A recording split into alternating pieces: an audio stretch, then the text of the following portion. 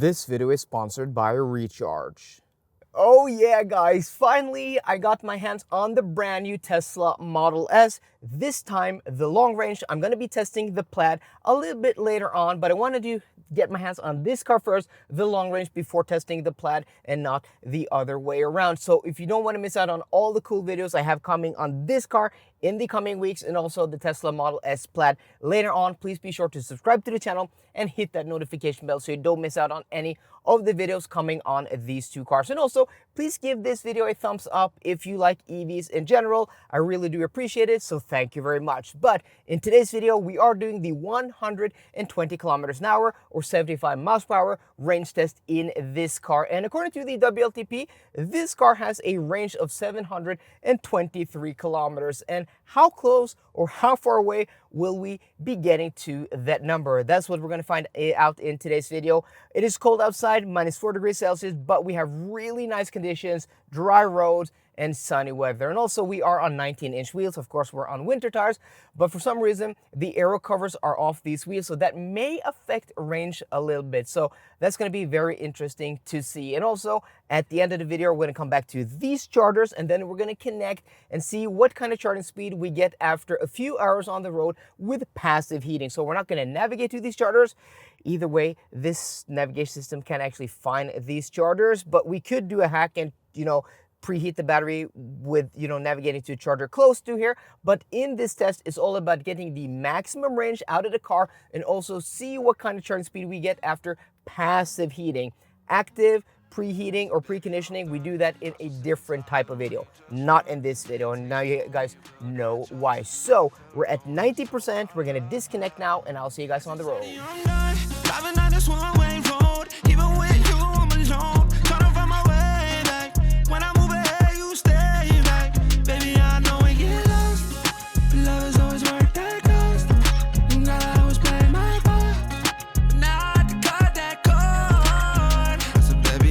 We've now been on the road for about 15-20 minutes and passing the Misrepresenting, and check out the wind socket. Completely calm.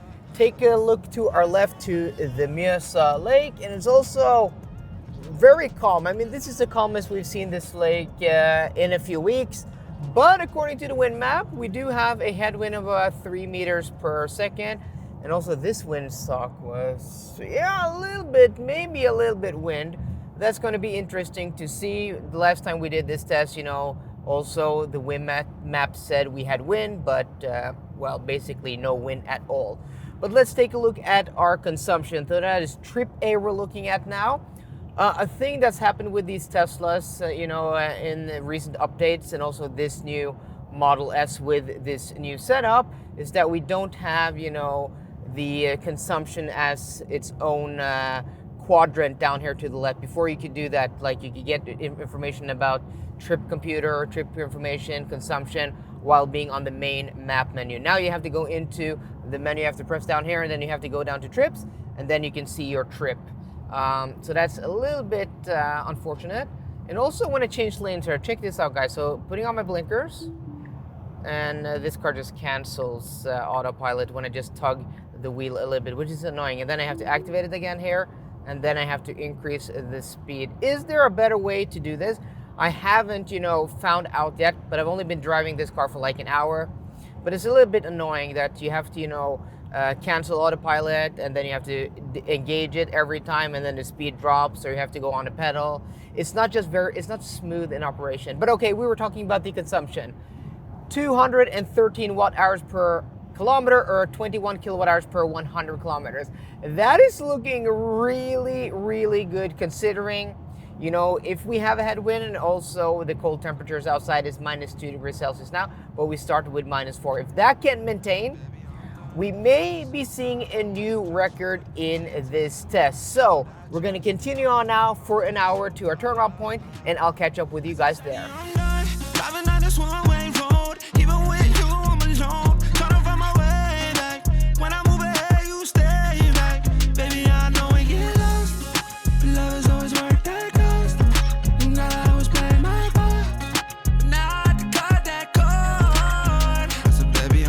Okay, we are now approaching our turnaround point where the E6 motorway ends for now. They're gonna build 30, 40, 50, 60 kilometers of extra motorway north from this point, but I think they're planning a lot of it, and it's not gonna be done before a few years from now. And also, guys, there's some kind of buffeting from either the windscreen up here, that quarter window over there, or the door. I tried closing the windows, opening the windows, closing the doors, and opening the doors again. But once you're above like 60, 70, 80 kilometers an hour, there's like this buffeting. It's really weird.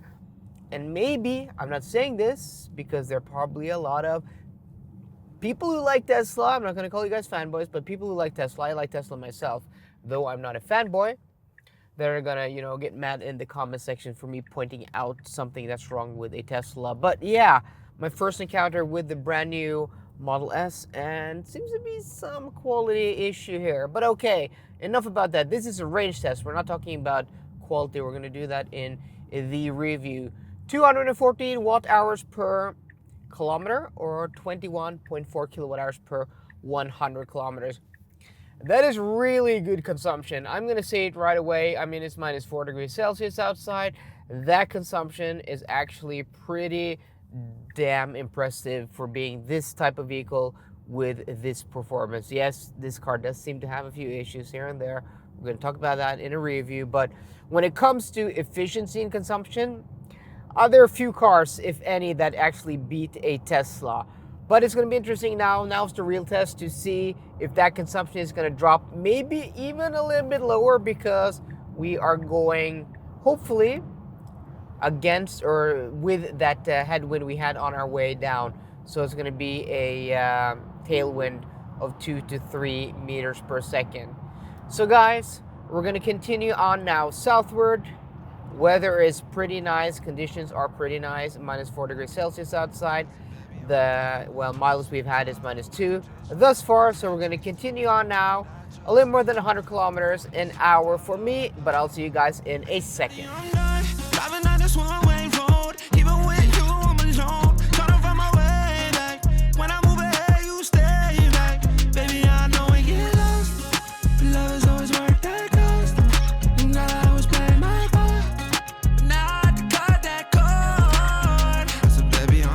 Okay, here we are at our endpoint. So we're going to take this exit 51, and then we're going to do another exit on this exit to the Esso station.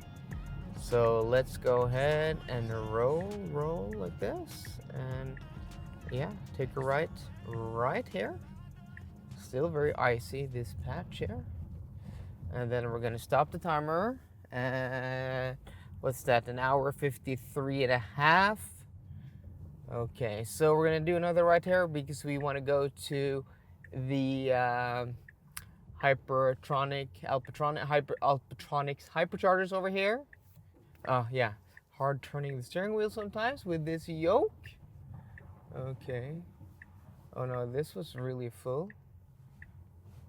Okay, so this guy is just parked here. That's nice. But yeah, this was, which blinker's on? This blinker's on. Okay, so there is one 225 kilowatt charger vacant here. No, this one's occupied. So these guys are gonna take this one. Oh no, I wanna go to another one, maybe.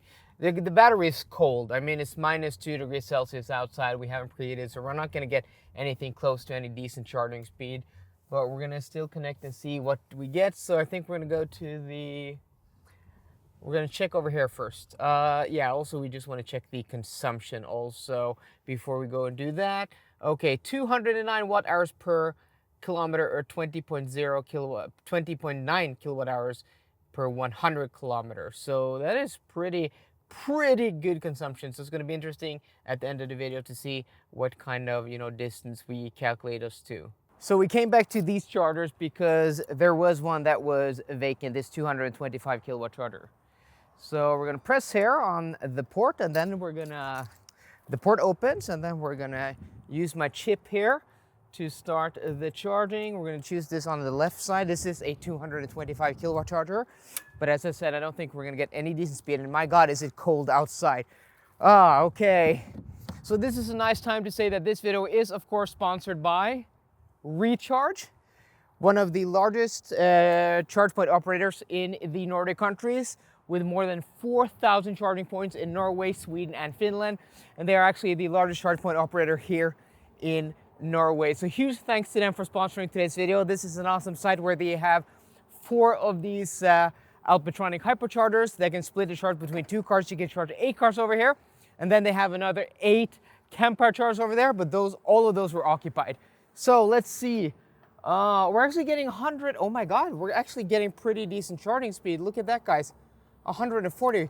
Let's hop into the car and monitor it from there instead, before this Mercedes here parks and, well, steals some speed from this charger, because it will split 2 chargers. Okay, let's go ahead and take a look here. 150 kilowatts.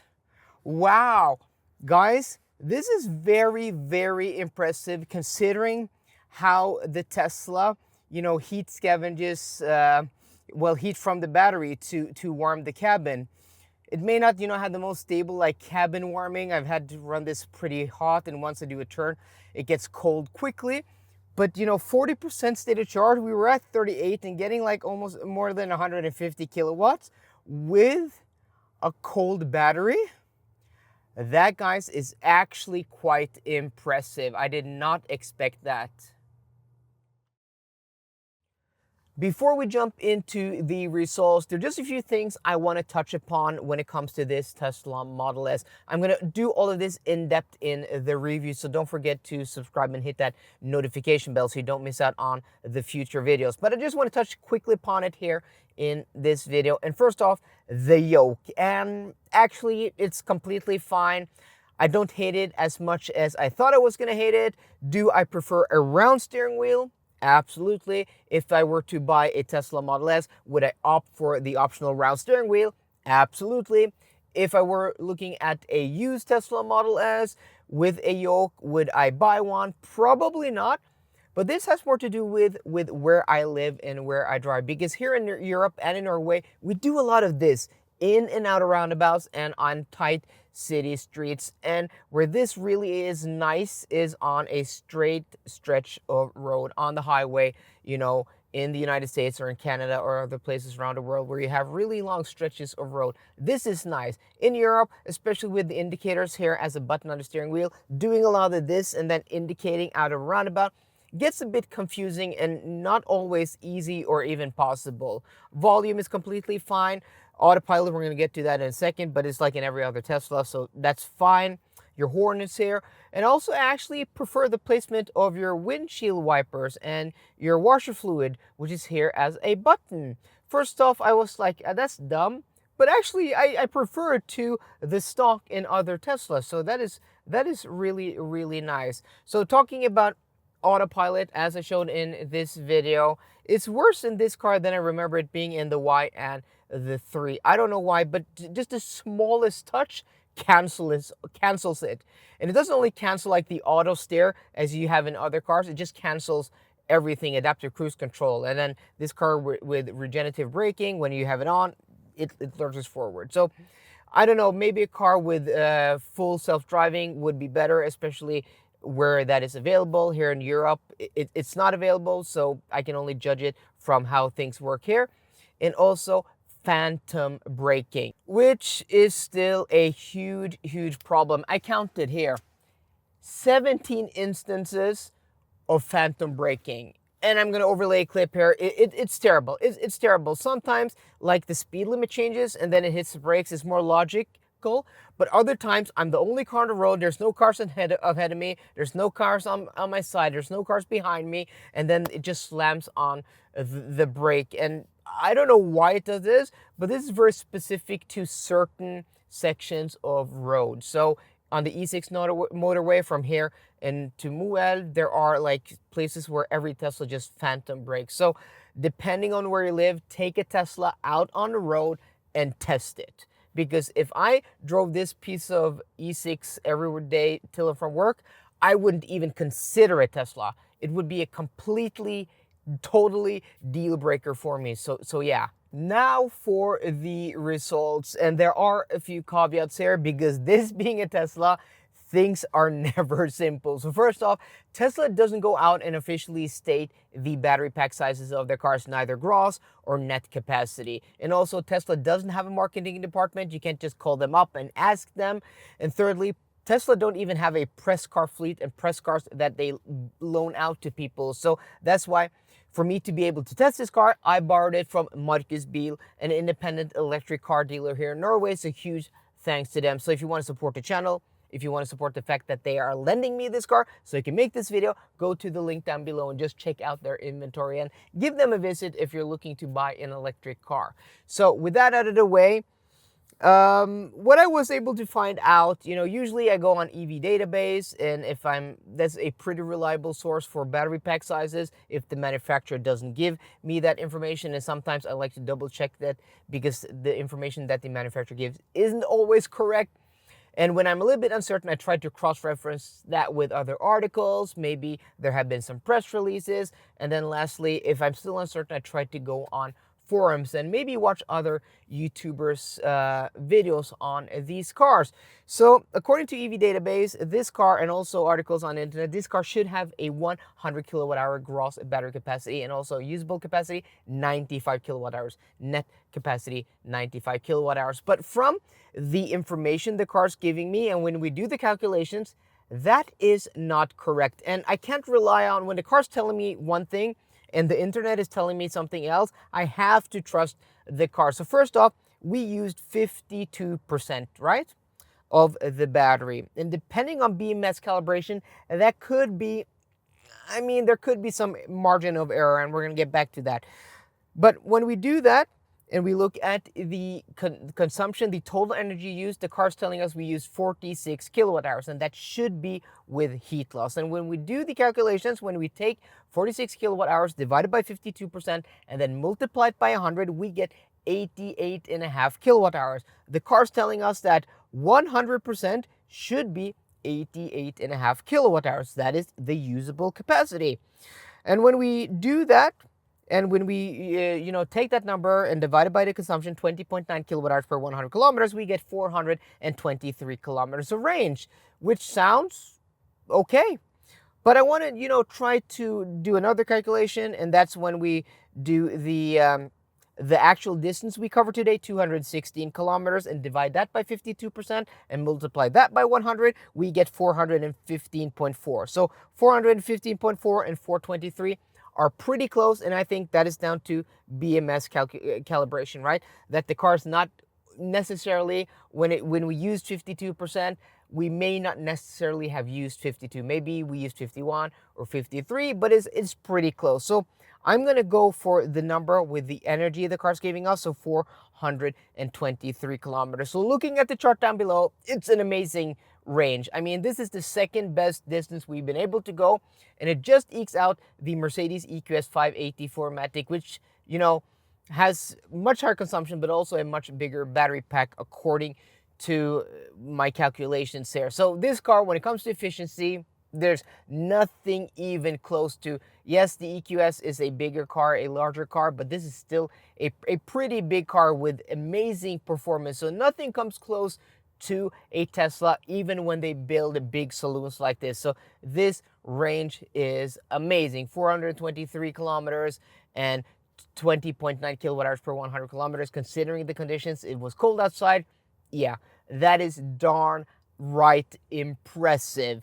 So with that, all of that out of the way, if you're still going to comment down below like, oh, you did everything completely wrong with the calculations, the battery pack size is actually 95 kilowatt hours, and the range should be, well, let's just do the quick calculation, right? Let's see. So the quick calculation is 95 divided by 20.9. Let's just subtract that heat loss, 441 kilometers, which would be a new winter record, not an outright record. We still have a new winter record.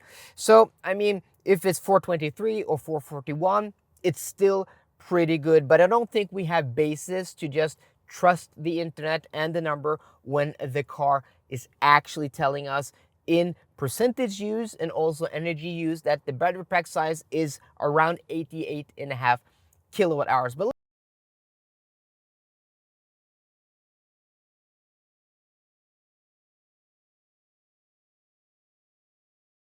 But let me know if you're wrong, what I did wrong here, because I wasn't able to find an arrow. But guys, I hope you enjoyed today's video. If you did, please drop me a thumbs up down below. And for more car content, as always, please subscribe. See you guys around. Goodbye.